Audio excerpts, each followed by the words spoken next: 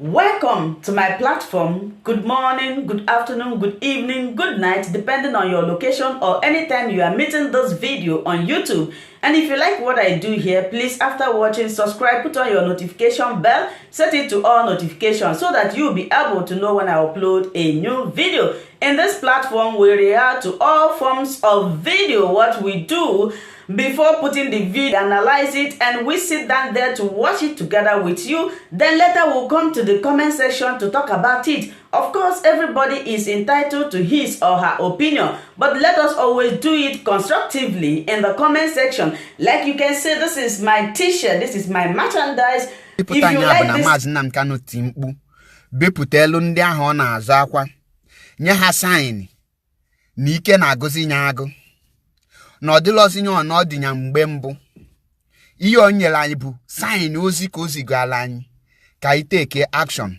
ka anyị take something. Ozi ka o ji indirect or direct wee zigala anyị, zipụtela anyị outside. Ihe ozi na-aba anụ a na-aga bụ ọ bụ na ọnwụ ndị na anyị ka na-anụ ọgụ n'ime onwe anyị ka anyị kwụsịgodo ọgụ malụ na ahịa outside abatago, maka na ezinụlọ na-anụ ọgụ ahịa outside na ebe ọ bata o setụrụ ha. Ihe je setụrụ ha bụ maka gịnị na unu continue na-anụ data ọgụ, ndị nke outside ga-abịazigbu unu. Maazị zigala anyị ozi na anya na-aṅụ anwụ na ndị anụ akpochi ya n'ofu room ebe ọ na-anaghị afụ mmadụ anya na-enye ya na-akpọ mental torture, psychological torture. The highest punishment ị ga-enye mmadụ dị ndụ n'ụwa bụ mental torture. Enwela ọgwụ eji ya recover from it. Ọ bụkwa na unu amaghị ka nkọwari unu and anyị take ihe serious. The ihe na-afụ m ụfụ na-arụ, ihe kacha wee wute m n'ime this thing bụ na ndị ahụ nọ na social media mkpọrọ onwe ha hardcore nsi na ha na-enweta first class news bụ ihe ha jizi wee mewezie ụmọkịrị. Ihe ha jizi eme ụmọkịrị weluzie ịkọba ndị ha dị ha ka ha wetara the current news ọnụ. Meanwhile, onye ahụ ị na-agbachite elu gwa gị na ya na-anwụ anwụ, ịrapụ ga-azọpụtago die ndụ bifo bịa kọbazie mmadụ ọnụ, iweluzie ihe ahụ onye ahụ gwa gị na ya na-anwụ anwụ weluzie wee kọba ndị mmadụ ọnụ. Iweluzie wee bịa gbawazie saga maka na ịchọ ka afụta gị as the only person na-ekwu okwu. Ichefuo Chineke ekwe n'ihe ọjọọ na Maazị Nweke o si wee nwụọ tata na Biafra ma abịazi, na Maazị Nweke o si wee nwụọ tata that your DOS ama anọzi, na Maazị Nweke o ji wee nwụọ tata na enwere ihe ya adịzi ka autopilot, na Maazị Kanu nwụọ tata na onwere ihe ya adịzi ka na mbụ Ipob.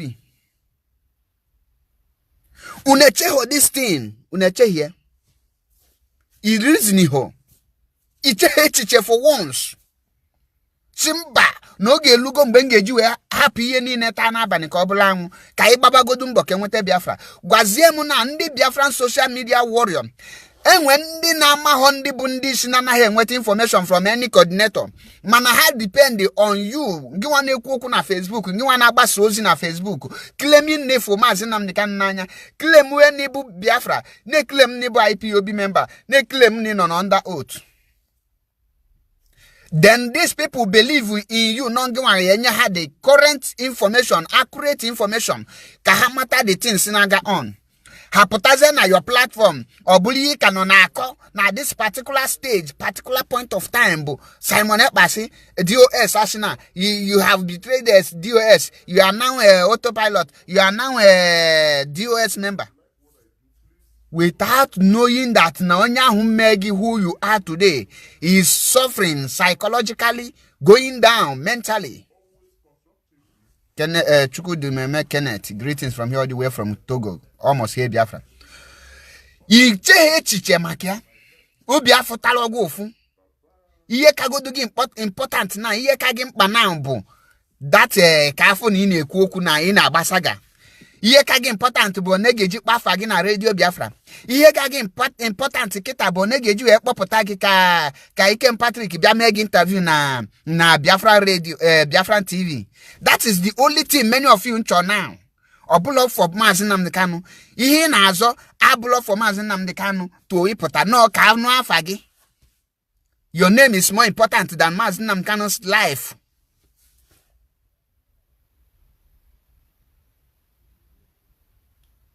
Your name is more important than the Biafra restoration. Actually, in wafa. Mane malo na ahia di man along way.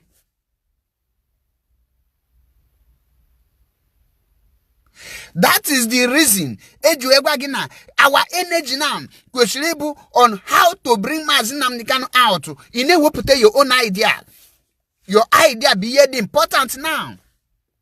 The next solution question me na every platform now. Enough for different opinion, different idea. But I've been very disappointed. Come for one of our brother no logo na Biafra land. When injury send there abroad for treatment.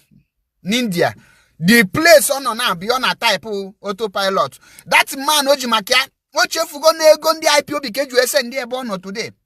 You know Nambu, autopilot ashina, autopilot ashi.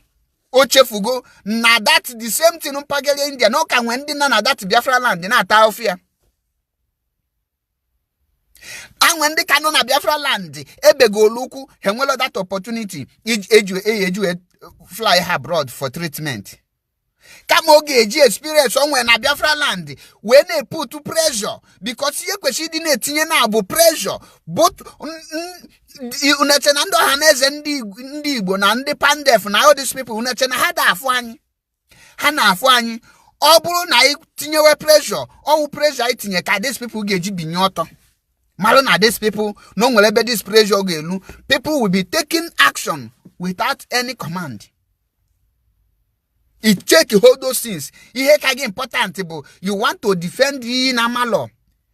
Ganu gen unti. DOS don't need you to defend them. DOS is like a government. It will be a very shameful for you to see a civilian gabulu plank with Oshishi 2x2. Gane chendaya. Military nature hanche ngiwe potassium nine defend the DOS none of a civilian nigga defend there military barrack. Meanwhile name were military people there. DOS are full of intellectuals. Obugo name were some people in love Lagos more. Mana the DOS muama. Nnamdi Kanu lost stupid by select people non a DOS. Our people amalo these things. He will lose the pain of our leader. Will you name mockery? He will lose the predicament of Nnamdi Kanu. Will you not call your own? The person in a corner, Nnamdi Kanu. Obuloto pilot can akonu. Simon Ekpa is not your problem. I keep on saying this. The place one and problem with the people, Buna. I na rap the main issue. Gonna address another issue.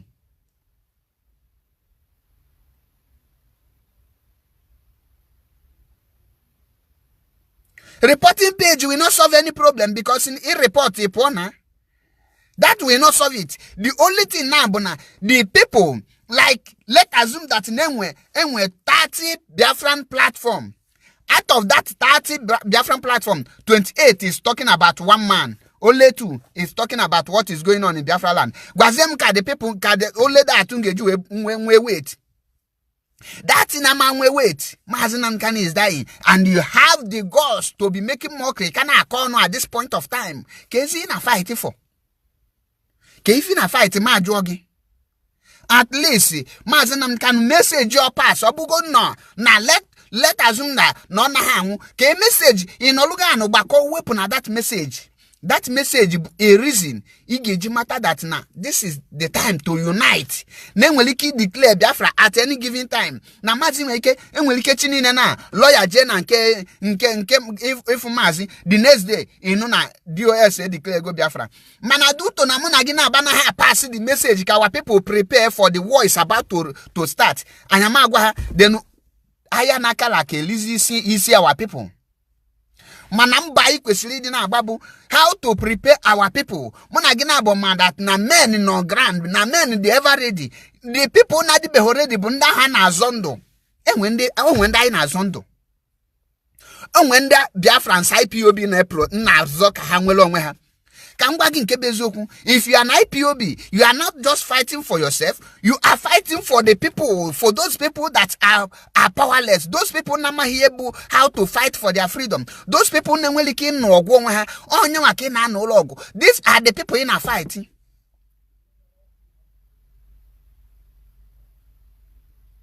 Obuni no na Twitter. Ga na Twitter na ga retweet wa everything. Ibe gift. Tweet. Ibe gift Amarachi. Ga follow tweet ya because that is very important. Make it go viral. This is the time for all of you to throw everything in well.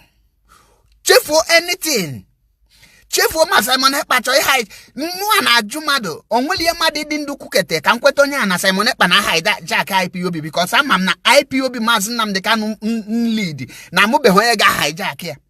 That is why when you kukete can men attack because I'm not that hijack here. Only work at attack can make DOS attack. I'm that na hama ye haneme. That is why you say I can never be part of all those people. But if all those people na pota abe according to Fafa Tumva, or how I can put all. Negodi mazi zilu nozi, jugodo onwegi, oburu na nwanne gi nwanyi bu nwunye mazi Nnamdi Kanu. Di anya we na ata afọ ka geji na efilu nginwa malu how condition your sister ga no unless na flood that your sister n'anya.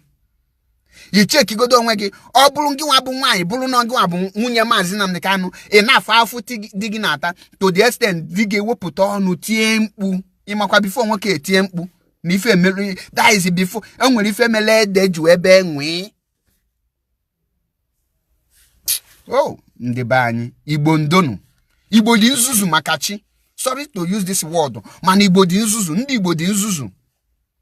Igbo di ezigbo nzuzu.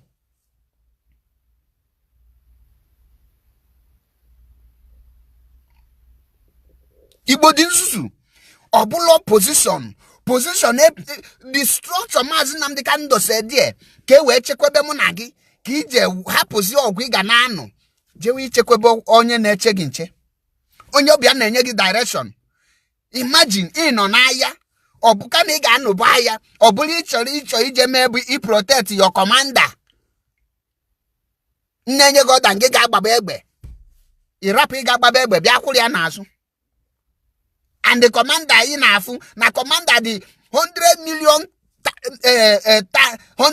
million above you that na 100 million of you ama ko commander ha ko na aru DOS wu government amube ha ga ebutu ha. Kushini piana hide under the US when I cause problem. Or every media warrior. Enyobona sigi na ya no na media ekwu ina akoma ka Biafra, ina akoma ka nwere onwe, ina akọ anything. Olugi now bụ to promote put more pressure on the leadership and the Eastern leaders on how to bring Mazi Nnamdi and go for referendum. Nwanne ka ngwazie gi obo na malo o warrant ya na ga to ase to onya o warrant ya na ga take law into your hands take enya ihe the important na bụ all road lead to Biafra restoration, all road lead to Biafra restoration, all road lead to the unconditional release of Mazi Nnamdi Kanu. Ibe gift Amarachi wrote yesterday on her Facebook page that extraordinary rendition required extraordinary measure. And I say, may God bless her for that. You know that word, an extraordinary rendition required extraordinary action. That is why in Jagunu, Ganu God check your tweet. I am so in love with her effort on it. May God bless her. Now, give one polo wegi IPOB. You na fumo fubu no nya poto shigi na yabo IPOB hardcore. That hardcore thing there. If you say the hardcore, obuli on akobu rubbish. It's like that me hardcore. Hardcore what you offer at every given time. There is time for everything. There is time for joke. There is time for seriousness. This is not a time for joke. This is not the time for saga. The life of your president na egu. How old are you people, self? At times, nature some people in fact.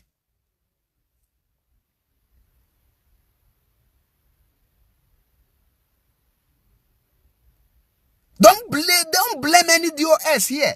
Don't blame any person. Blame yourself for allowing yourself to be extraordinary stupid.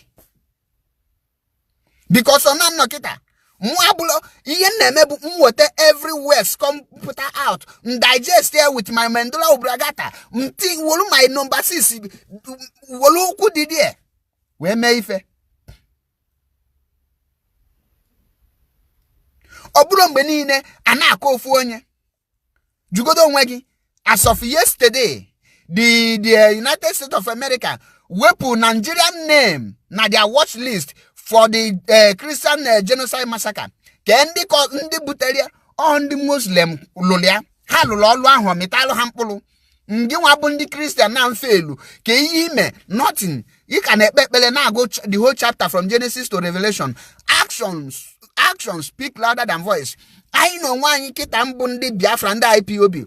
Our duty inubogu kamazi Nnamdi Kanu wepụta. Our duty inubogu ke we nya referendum. Our duty it take every kind of action. It will make sure that now the restoration of Biafra in our own time, because onwele no make it. Okay, for this our generation fail we restore Biafra. We hand over to our unborn children or our upcoming offspring. Boom.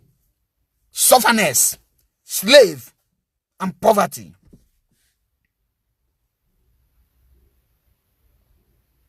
I have talked about that 2 million march, and I believe that our leadership, DOS, will take action. When you air your opinion, you give chance. Imalumanda, you give your opinion. Mahemelie. Because Obulombo she release the opinion. Kega get to them. Oh, we can this video made that day. Or after 3 days or 4 days or after 1 week, Kahage went here. Then before Hage deliberate on it. Oh, you take up to 1 month. That is why Ejebe mpota nyego opinion. Mlute amam time to criticize and time to support. It's our duty to criticize. Obu na the leadership.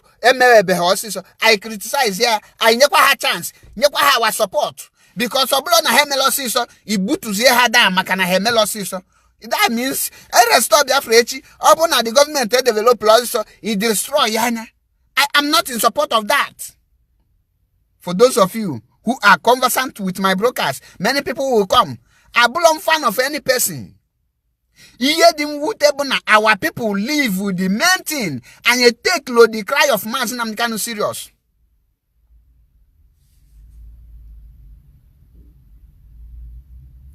And you take the cry of Nnamdi Kanu serious. That is why I do his predicament when I come.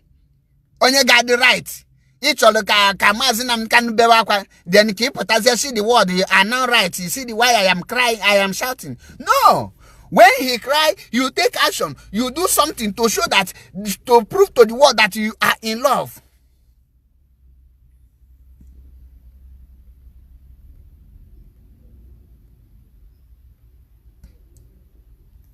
Enwe many olu ndi sagolanya kwesịrị elu. This night time, I unite teacher. All olu meet is in the river line. Why that they are sleeping? Igwa that they are sleeping. Unite ya. You wake them up. I kwesịrị na eme years lazy. Ndị na-abatabe na this struggle. Anyị accordingly. It make a half reason to come in. Obula anything saboteur. We must leave, take away Nigerian mentality out of our things. What we are doing. I kwesịrị iwepụ that Nigerian mentality. Na onye abụ onye Imo. Then is support ya n'ihe ọjọọ na-eme. Onye Aba is support ya n'ihe ọjọọ na-eme. Onye Anambra is support ya n'ihe ọjọọ na-eme. That is a bad mentality. In nurture in, you will grow on it. It will bring you down.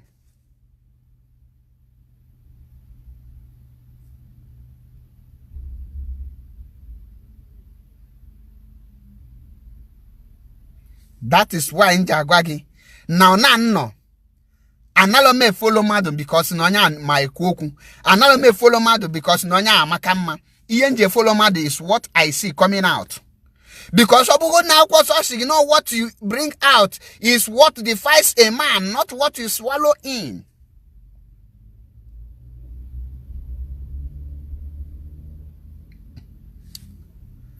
Kairia na adụmadụ no nwanyi. Olu ndị social media niile, 99% of social media warriors have failed woefully because onye ọbụla ị ga na page onwele ya na provide solution. Ị nọ na akọbụ ka prove onye nke ọzọ wrong na onye a dị wrong. Ị nọ na achọbụ ka prove onye nke ọzọ wrong right na onye nke a dị right. Nongu akwụ na the back of DOS, nongu akwụ na back of Simon Ekpa, nongu abu the tap root. Man, our leader is dying.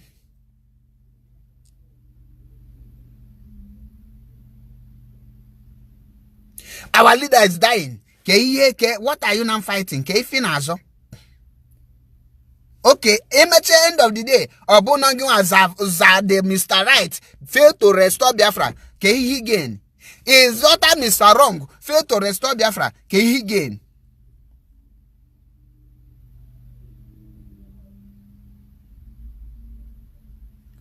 That is why you agree that at this point of time, what we need to do is unity and put the pressure on the Eastern leader, on the Hanes and Igbo, and the religious leaders, and we mount pressure on them by all kind of means. Imali get you an amount to the pressure. You will an amount to pressure. Obli yehegi ne yehegu. Obli tolwa na towa. It is ne Kenya goda.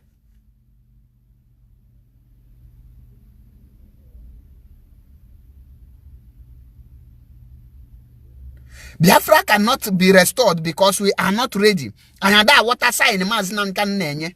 Anyada water mbe Mazinan Kanu nyela sign to prepare ourselves. Anyada water onyega sign 2 times now. Yet we failed woefully to understand that sign. The last sign now on yesterday is a sign of unity, sign to come together, sign to prepare yourself, sign to defend Biafra land, sign to rise up, sign to leave everything Tanab and Kobulang. Sign to forge ahead, sign to put more pressure, sign to say no to anything that has to do with Nigeria, sign to stand up, sign to make things happen, sign to request for Biafra referendum. Manaya what ale? I want not sign to vindicate the US. I want not sign to vindicate Simon Ekpa. I want not sign to be I'm the one saying the truth. I am how the sign. God watch I hear cho. I haven't wait. Ga watch anya, ga nu gwonya. Ndi Igbo ndo. Igbo na ani, Igbo di nsusu. And the whole people na cause all this thing bu ndi Igbo. Amalo manga kpo ha ndi Igbo mo ndi Igbo. Under 3 months, Mazi Nnamdi Kanu kidnap Mazi Nnamdi Kanu. Onye obuna blue leader on his own. Onye obuna take wezi order on his own. Onye obuna mewezi ekosisi ya. Once our leader put na, onye obuna eju oyi. Ndi hypocrites.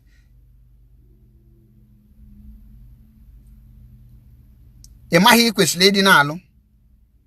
Imalo, Chineke ga-akpọ onye ọbụla nna plan evil against IPOB, or na plan evil against Mazi Nnamdi Kanu, or na plan evil against Biafra restoration. Chineke ga-akpọ onye ahụ ọkụ n'ụtụtụ na ehihie na abalị. Chineke ga-akpọ onye ahụ ọkụ. Biafra medias, warriors, olu n'ukita.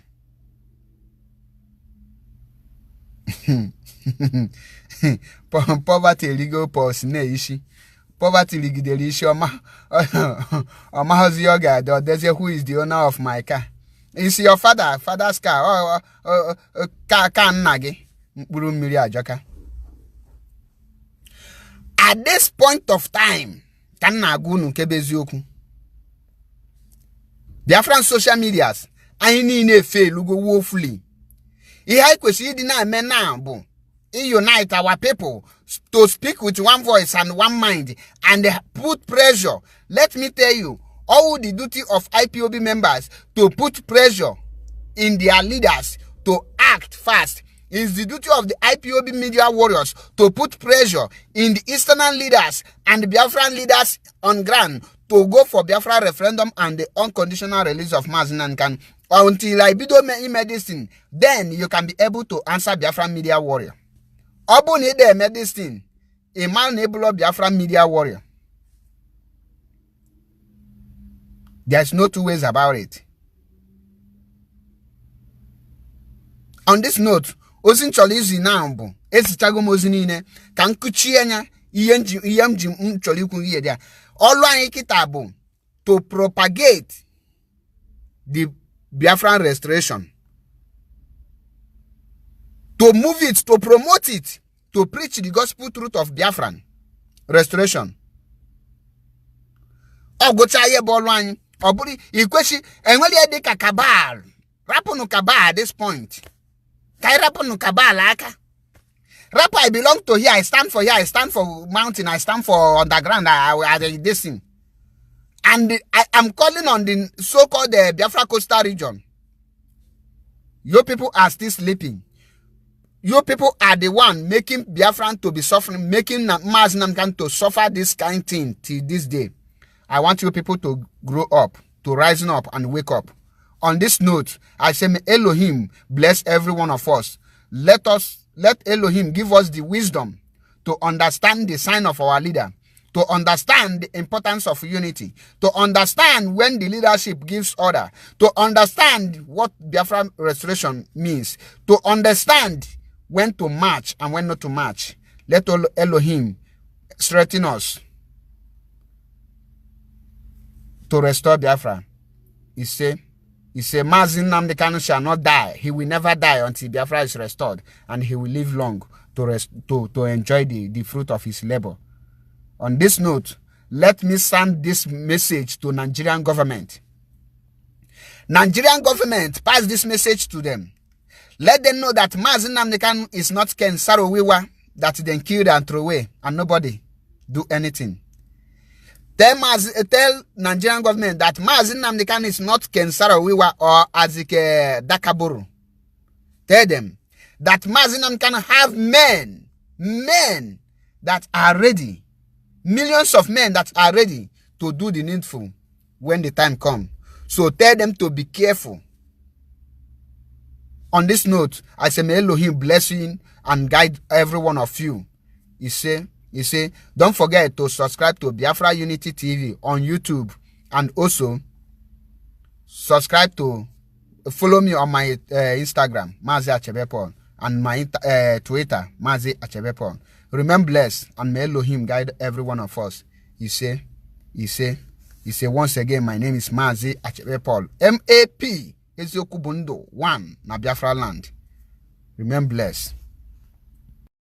Thank you so much for watching this video together with me. Like I said before, if it is your first time of coming across my YouTube channel and you like what I do, please subscribe, put on your notification bell, share this video, leave your comment in the comment section. You are free to criticize, but let us do it always constructively. Remain blessed. I appreciate your massive support, and I love and cherish each and every one of you. Until I meet you again in my next video, for now I will say bye-bye.